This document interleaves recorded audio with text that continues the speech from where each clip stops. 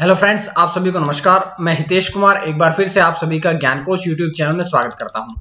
आज है 9 मई और 9 मई से जितनी भी करंट अफेयर्स बनेंगी वो हम आज की वीडियो में पढ़ने वाले हैं। अगर आपको इसका पीडीएफ चाहिए तो ज्ञान कोश नाम से ही Facebook page, Telegram channel, WhatsApp group और ज्ञान कोश नाम से ही एप्लीकेशन है। यहां से आप इसके पीडीएफ को आसानी से डाउनलोड कर सकते हैं। सबका लिंक जो है वो डिस्क्रिप्शन में दिया हुआ है। तो चलिए अब हम बात करते हैं आज की करंट अफेयर्स की तरफ। बात करेंगे सबसे पहले प्रश्न की। तो सबसे पहला प्रश्न आपकी स्क्रीन पे है कि अर्लाइन पैच ग्लोबल विजन पुरस्कार से किसे सम्मानित किया गया है। तो चार ऑप्शन आप लोगों के पास है। यहां से आपने बताना है कि इस पुरस्कार से अर्लाइन पैच ग्लोबल विजन पुरस्कार से किसे सम्मानित किया गया है। तो देखिएगा, ऑप्शन ए में लिखा है गीता मित्तल, दूसरा, तीसरा, चार ऑप्शन आप लोगों के पास है। यहां से देखिएगा ऑप्शन सी, मतलब उपरोक्त दोनों, मतलब गीता मित्तल जो कि भारत की है उनको, और साथ साथ में जो मैक्सिको के मार्गरेटा लूना रामोस है, इन दोनों को ही इस पुरस्कार से संयुक्त रूप से सम्मानित किया गया है। तो बात कर लेते हैं यहां से पहले इसके बारे में। यहां देखिएगा ऑप्शन सी इसका सटीक रहेगा, लेकिन ऑप्शन डी पर लिखा है डॉक्टर राजेश गणपति। डॉक्टर राजेश गणपति जो है उन्हें भौतिकी विज्ञान का शांति स्वरूप भटनागर पुरस्कार 2020 जो था वो मिल चुका है पिछले वर्ष ही। तो ये जानकारी तो हमें यहां से मिली। अब हम बात करेंगे इस प्रश्न के बारे में। तो देखिएगा, गीता मित्तल और मार्गरेटा लूना रामोस जो कि मैक्सिको की है, इन दोनों को संयुक्त रूप से इस पुरस्कार से सम्मानित किया गया है। अगर बात करें हम गीता मित्तल की जो कि भारतीय हैं और जम्मू कश्मीर उच्च न्यायालय की पूर्व न्यायाधीश भी रह चुकी है। जो जम्मू कश्मीर उच्च न्यायालय है इसकी पूर्व न्यायाधीश जो है वो भी गीता मित्तल रह चुकी है।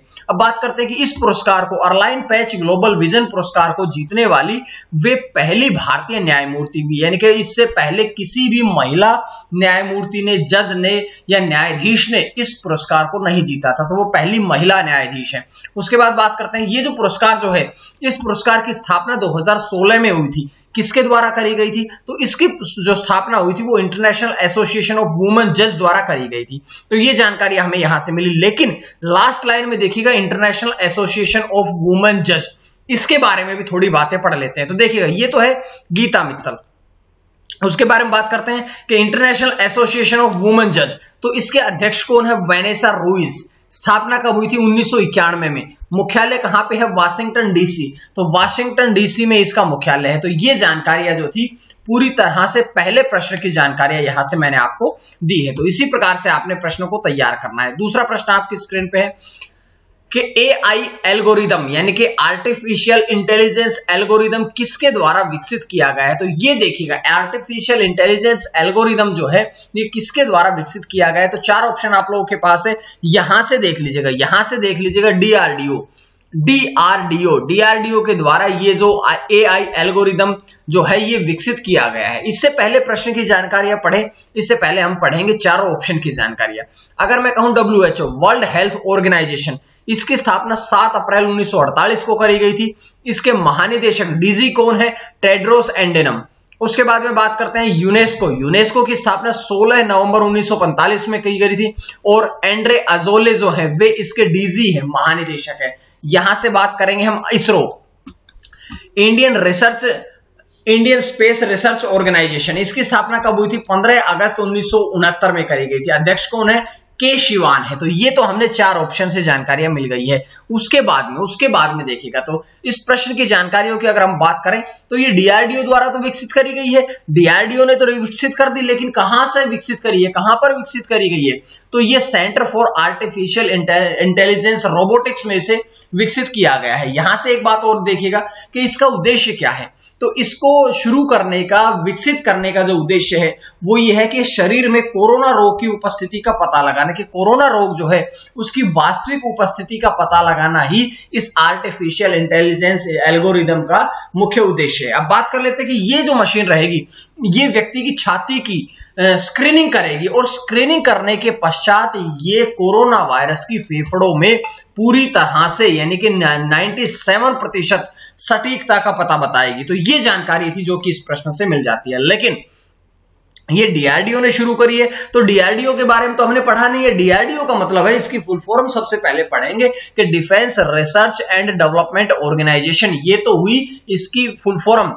अगर हम बात करें इसकी स्थापना कब हुई थी, तो डीआरडीओ देखिए चारों ऑप्शन में हमने 3 ऑप्शन से जानकारियां पढ़ ली थी, लेकिन चौथे ऑप्शन की नहीं पढ़ी थी। तो डीआरडीओ के बारे में अब हम पढ़ लेते हैं कि डीआरडीओ की स्थापना हुई थी 1958 में, मुख्यालय है नई दिल्ली में, और जी सतीश रेड्डी जो हैं वे अब डीआरडीओ के वर्तमान में अध्यक्ष हैं। तो इस प्रकार से अब हमारी जाकर के पूरी करंट अफेयर्स के दूसरे प्रश्न की जानकारी आपको मिल जाती है। उसके बाद अगला प्रश्न कि पत्रकारों के लिए मुफ्त टीकाकरण अभियान कहां पर शुरू किया गया। पत्रकार जो है, जो एडिटर जो है, उन सभी के लिए मुफ्त टीकाकरण अभियान जो है ये शुरू किया गया। कहां पर शुरू किया गया तो देखिएगा, 4 ऑप्शन आप लोगों के पास है। यहां से देश की राजधानी दिल्ली में पत्रकारों के लिए मुफ्त टीकाकरण अभियान शुरू किया गया। तो ये तो जानकारी हमें यहां से मिली, लेकिन आप कल की वीडियो याद करिएगा। कल की वीडियो में मैंने क्या बताया था कि ओडिशा राज्य में भी पत्रकारों के लिए एक अभियान शुरू किया गया जिसका नाम क्या था, स्वास्थ्य बीमा योजना। 2 लाख रुपए का बीमा करने की योजना भी करी गई थी। उससे पहले 15 लाख की घोषणा भी कर दी गई थी मृत्यु पर। और उसके बाद पत्रकारों के लिए आंध्र प्रदेश सरकार ने कुछ समय पहले एक आवास योजना शुरू करी थी। और इसी बात को ध्यान में रखते हुए 2020 की अगर हम बात करें तो पत्रकार बीमा योजना जो है ये 2020 में मध्य प्रदेश सरकार ने भी शुरू कर दी थी, जो कि पत्रकारों के लिए करी गई थी। तो ये सारी जो योजनाएं मैंने बताई है अलग अलग राज्यों से केवल और केवल पत्रकारों के लिए योजना बताई गई है। उसके बाद देखिएगा कि पत्रकारों के लिए मुफ्त टीकाकरण अभियान जो है ये दिल्ली सरकार द्वारा शुरू किया गया।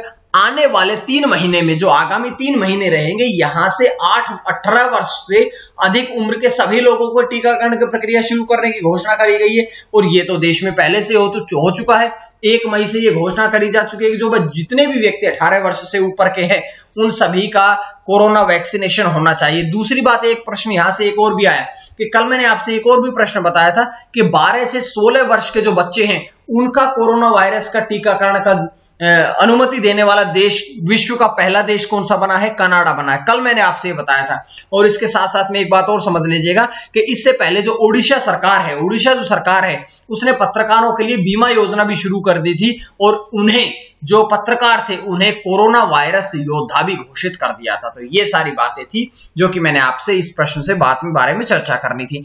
अब हम यहां से देखिएगा दिल्ली के बारे में बात करेंगे कि दिल्ली राजधानी कब बना था देश की, तो 1911 में। जॉर्ज पंचम के बारे में पूरी घटनाएं आपको जीएस में पता होगी ये सारी, कि 1911 में देश की राजधानी दिल्ली बना था। लेकिन उससे पहले देश की राजधानी कौन सी थी, कोलकाता थी। कोलकाता देश की राजधानी पहले थी। उसके बाद में 1911 में जॉर्ज पंचम जब यहां आए थे तो बड़े समारोह का आयोजन किया गया था और देश की राजधानी जो थी वो कोलकाता से दिल्ली परिवर्तित कर दी गई थी। लेकिन दिल्ली जो है वो केंद्र शासित प्रदेश कब बना था, 1956 में। जिले कितने हैं, 11। उपराज्यपाल कौन है, अनिल बैजल। मुख्यमंत्री कौन है, अरविंद केजरीवाल, जो कि आप मतलब आम आदमी पार्टी से प्रमुख भी है। बहुत दूसरी बार वो दिल्ली के जो है मुख्यमंत्री भी बने हैं। तो ये जानकारी आपको यहां से मिल जाती है। उसके बाद प्रश्न नंबर 4 कि दोस्त फॉर लाइफ मोबाइल ऐप किसके द्वारा लॉन्च की गई। तो दोस्त फॉर लाइफ जो मोबाइल ऐप है इसका पूरा नाम है सीबीएसई दोस्त फॉर लाइफ। मतलब ये शुरू किसने करी है, ये शुरू करी है सीबीएसई ने। तो सीबीएसई ने दोस्त फॉर लाइफ मोबाइल ऐप जो है ये लॉन्च करी है। तो ये जानकारियां तो हमें यहां से मिल गई। लेकिन 4 प्रश्न बता रहा हूं, बहुत इंपॉर्टेंट प्रश्न बता रहा हूं आपको, देख लीजिएगा। UGC university grant commission full form है इसकी स्थापना कब हुई थी, 28 दिसंबर 1953 में। एमडीयू महर्षि दयानंद यूनिवर्सिटी रोहतक, स्थापना कब हुई थी, 1976 में। वाइस चांसलर कौन है, Rajbir Singh. IIT Delhi, Indian institute of technology Delhi, इसकी स्थापना कब हुई थी, 1961 में। तो बड़ी इंपॉर्टेंट जानकारी है मैंने आपको इस ऑप्शन से दी है। उसके बाद है इस प्रश्न की जानकारियां कि ये जो दोस्त फॉर लाइफ मोबाइल ऐप शुरू करी गई है, इससे क्या होगा कि जो कक्षा 9 से 12वीं तक के छात्र हैं उनके लिए इसे तैयार किया गया। कक्षा 9 से लेकर के 12वीं तक के छात्रों के लिए इसे तैयार किया गया। बात करेंगे यहां से कि इससे छात्रों को पाठ्यक्रम संबंधी जानकारियां प्राप्त होगी, साथ साथ में मानसिक स्वास्थ्य से संबंधित सुझाव भी दिए जाएंगे। मानसिक स्वास्थ्य से संबंधित सुझाव क्यों दिए जाएंगे, क्योंकि ऐसी बीमारी के दौरान स्कूल कॉलेजेस तो बंद है और ऐसे में बच्चे प्रेशर ना ले, एग्जाम की टेंशन ना ले, इसी बात के लिए उन्हें मानसिक स्वास्थ्य रहने पर भी उन्हें सुझाव दिए जाएंगे। अब ये सीबीएसई ने लॉन्च करी है। तो सीबीएसई के बारे में देख लीजिएगा। सीबीएसई की सबसे पहले पढ़ेंगे फुल फॉर्म कि central board of secondary education. इसके बारे में थोड़ी जानकारी और देख लीजिएगा कि इसकी स्थापना कब हुई थी, 3 नवंबर 1962 को। मुख्यालय कहां पे है, नई दिल्ली में है। और अगर हम बात करें चेयरमैन कौन है, तो इसके चेयरमैन है मनोज आहूजा जो है वे वर्तमान में सीबीएसई के चेयरमैन हैं, अध्यक्ष हैं। उसके बाद हमारी स्क्रीन पे पांचवा प्रश्न क्या है कि आईसीएआर भारतीय चावल अनुसंधान संस्थान हैदराबाद के निदेशक कौन बने। तो ये बड़ी इंपॉर्टेंट बात रहेगी। चावल के बारे में भी हम बात करेंगे कि भारत जो है वो विश्व का दूसरे नंबर का सबसे ज्यादा उत्पादक देश है चावल का विश्व में। लेकिन प्रश्न यहां से ये देखिएगा कि आईसीएआर जो है इसने भारतीय चावल अनुसंधान संस्थान हैदराबाद के निदेशक कौन बने। तो यहां से 4 प्रश्न ऑप्शन आप लोगों के पास है। यहां से देखिएगा डॉक्टर रमण मीनाक्षी सुंदरम जो है वे भारतीय चावल अनुसंधान संस्थान हैदराबाद के निदेशक बने हैं। उनके बारे में पूरी जानकारियां देखिएगा। पहले ऑप्शन की जानकारी कि जयदीप भटनागर कौन है, वे पीआईबी प्रेस इन्वेस्टिगेशन ब्यूरो के प्रधान महानिदेशक है। प्रमोद चंद मोदी कौन है, वे केंद्रीय प्रत्यक्ष कर बोर्ड के अध्यक्ष है।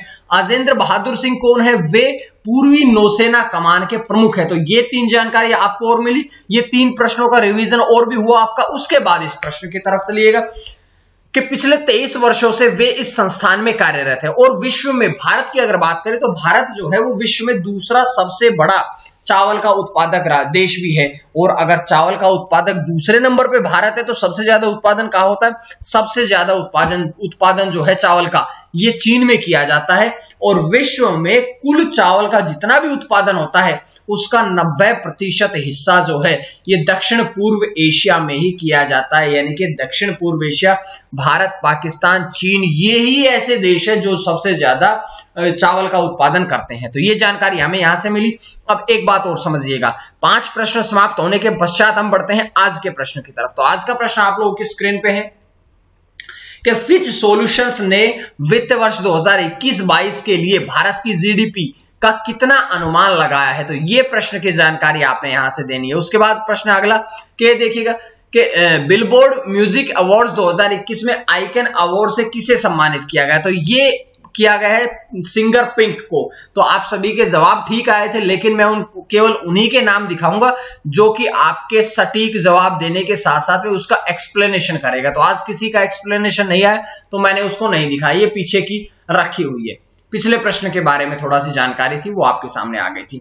तो सबसे अगला प्रश्न है, 6ठा प्रश्न कि सबसे पुराना मानव कब्र स्थल कहां पर खोजा गया। सबसे पुराना मानव की जो कब्र स्थल है वो कहां पर खोजा गया। तो देखिएगा यहां से 4 ऑप्शन आप लोगों को मिलते हैं। यहां से आपने समझना है अफ्रीका यानी कि ऑप्शन डी, यहां पर मनुष्य का सबसे पहला कब्र स्थल खोजा गया है। सबसे पुराना कहां पर, अफ्रीका में भी। तो अफ्रीका के केनियाई तट पर एक गुफा में, उस गुफा का नाम क्या है, उस गुफा का नाम है पंगा या साइदी गुफा। पंगा या साइदी गुफा के मुहाने पर एक कब्रगाह खोजी गई है जो कि 3 वर्ष के बच्चे की है।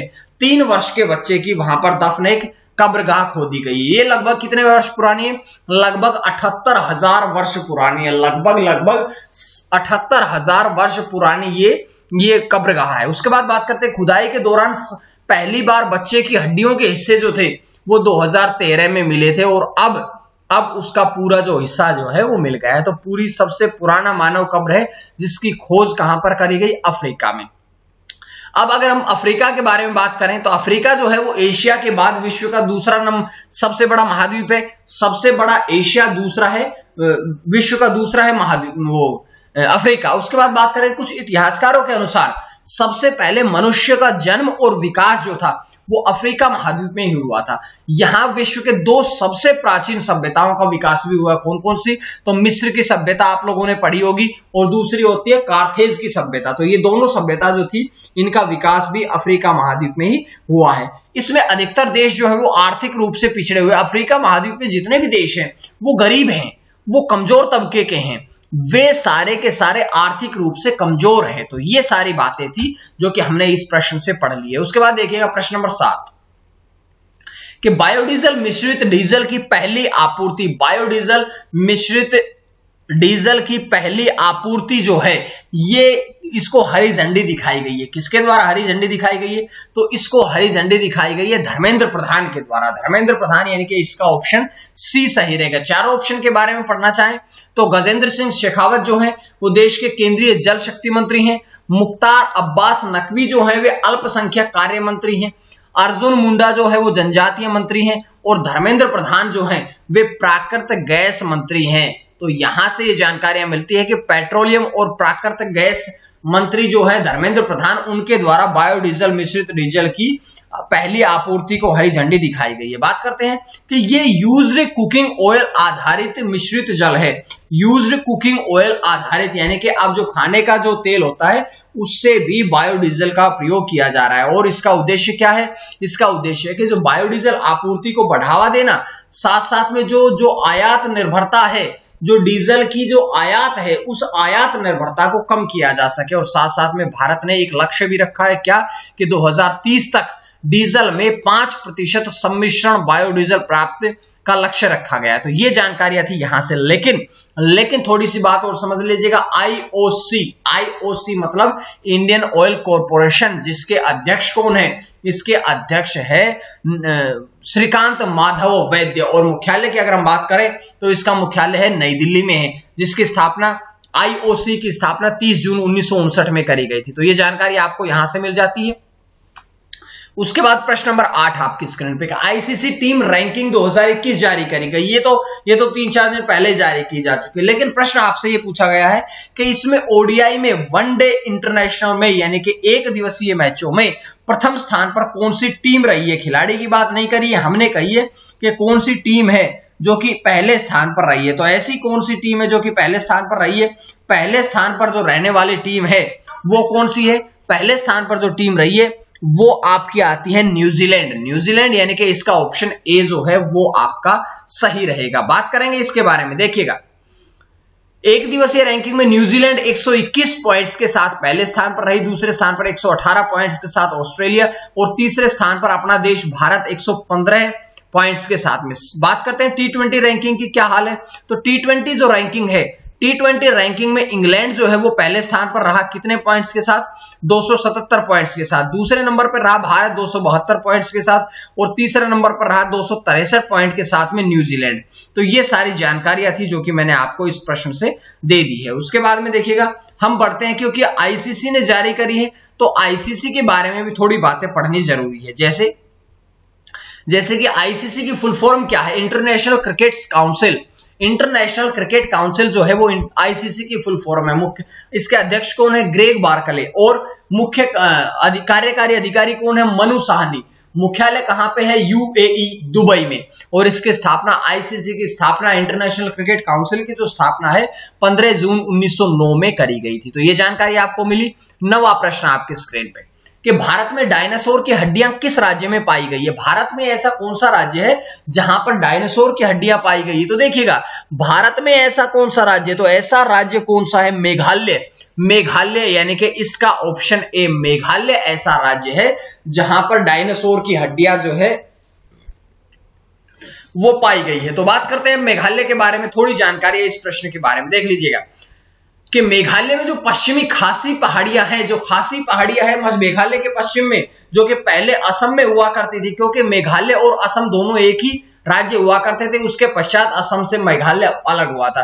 अब ये लगभग 100 मिलियन वर्ष पुराने सोरोपोड डायनासोर के जीवाश्म में मिले, यानी कि 100 मिलियन वर्ष पुराने हैं जो कि सोरोपोड डायनासोर के जीवाश्म है। मेघालय कहां पे है? मेघालय देखिएगा, मेघालय के बारे में अगर हम पढ़ेंगे तो भारत का पूर्वोत्तर राज्य है। पूर्व प्लस उत्तर, पूर्वोत्तर मिलता है। यहां से इसका शाब्दिक अर्थ क्या है? मेघ प्लस आल्य, संधि भी करके बता दी मैंने आपको। तो मेघ, बादल, आल्य मतलब रहने का स्थान, के बादलों का घर। मेघालय का मतलब है बादलों का घर। 21 जनवरी 1972 को यह असम से अलग हुआ था। और एक बात और समझ लीजिएगा, इसे ब्रिटिश अधिकारियों द्वारा पूर्व का स्कॉटलैंड भी कहा गया था, क्योंकि पूर्व का स्कॉटलैंड किसके द्वारा कहा गया था, या पूर्व का स्कॉटलैंड कौन सा राज्य कहा जाता है? तो ये कहा जाता है हमारा मेघालय राज्य। और इसे सर्वाधिक, सबसे ज्यादा जो जहां पर बारिश होती है, सबसे ज्यादा जो बारिश होती है वो स्थान मासिनराम कहां पर है? मेघालय में। ये क्यों? क्योंकि ये जो पहाड़ियां हैं, इन पहाड़ियों से टकरा करके जो बारिश है वो लगभग डेली वहां पर होती रहती है। तो उसके बाद ये जानकारियां मिली। अंतिम प्रश्न आपकी स्क्रीन पे, कि किस राज्य ने चिड़ियाघर के रखरखाव वालों लोगों को आरटीपीसीआर परीक्षण इन सब के लिए अनिवार्य कर दिया गया? तो ऐसा कौन सा राज्य है? ऐसा राज्य है मध्य प्रदेश, यानी कि ऑप्शन बी।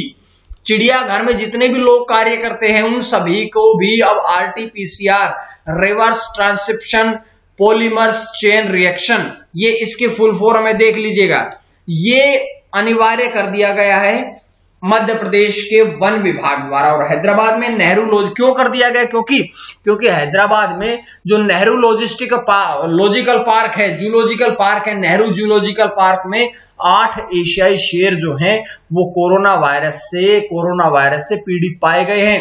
और ऐसा कदम उठाने का जो मेन कार्य था वो यही था कि और शेरों में और जानवरों में कोरोना वायरस ना फैले, क्योंकि वे भी तो किसी न किसी व्यक्ति के संपर्क में आए होंगे तभी उनके ऊपर फैली है। तो इसीलिए इस बात को ध्यान में रखा गया है। तो आज के लिए करंट अफेयर्स यहीं, आपको उम्मीद है कि आपको समझ में आ रही होगी। समझ में आ रही है तो आप लोग चैनल को सब्सक्राइब कर लीजिएगा, साथ साथ में इन सभी ग्रुपों से भी जुड़ लीजिएगा, सबका लिंक जो है वो डिस्क्रिप्शन में दिया हुआ है। आज के लिए इतना ही। मां सरस्वती की कृपा आप सभी पर बनी रहे। आप सभी का बहुत बहुत धन्यवाद।